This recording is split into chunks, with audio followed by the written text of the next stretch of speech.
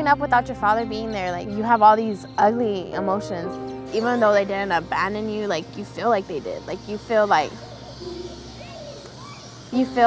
they left you. Like, you feel like you weren't good enough. Like, you feel like if I would have just cleaned my room perfect that one night, or if I would have just told him that I loved him more, if I would have just hugged him more or hugged her more, like, it's abandonment. Like, for me, I felt like I was abandoned.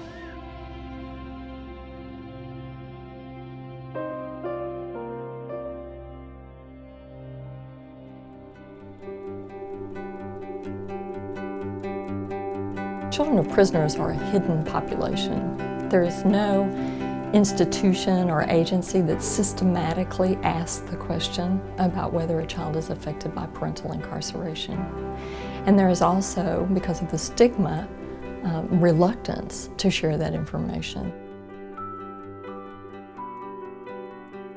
That's the biggest issue, is just acknowledging that these children have needs, and one of their needs is just to have someone to talk to. And so that's really how we came to develop our program. When the Seedlings staff came to a meeting and told us a little bit about their need, it just really struck me that here is this population that's adversely affected, obviously, by incarceration in this really dramatic way, and they had nothing to do with it, and yet there's so little there for them. When I learned some of the facts and experiences around the issue of parental incarceration, I felt compelled to help. It's a lot like going out to lunch with a friend. You go to the school, you grab some food, you hang out with another person for a half hour, you talk, you do something that you both enjoy. We either get to read a book or play a game. I talked to my mentor about my day and how it was. And I just tell him about my problems, and he talks to me. The first time I met with my mentee, I was nervous. I was concerned that he was going to say something to me or ask me something that I wasn't prepared to deal with. But it turns out he's just like any other kid. We talk about superheroes.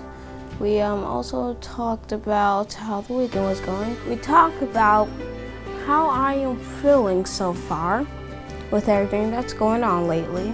He eats lunch while I'm with him, and then the few minutes after lunch, we draw. He gives me color pencils, and I usually go with the black color pencil, and I draw the outline, and then I color it in. I give him drawings so he has something to keep from me, so he can remember me. Coming here gives me a perspective on life. I can easily get stuck in the problems at work, and by coming here, I see what's important in life. We signed into an art competition. I draw a DBZ character, Dragon Ball Z character, yellow hair, power blast, something like that. It was, wow, amazing. The Seedling Foundation has given them like that other adult that cares for them, and which does make a difference because their grades have gone up, their confidence levels have gone up, and they are like, I am someone that's special. Seeing the look on his face every time I show up every week, he's always extremely happy to see me, and that makes it the brightest point of my week every week. I'm trying to instill in him that there's opportunities after school. You have to think, what do you want to accomplish in your life? I want to try to make it to college. I'm also going to try to be an artist. At one point, he goes, things will get better. It's not all tough. Things will get better. Having Dan there always for me really helped me. I never had a best friend.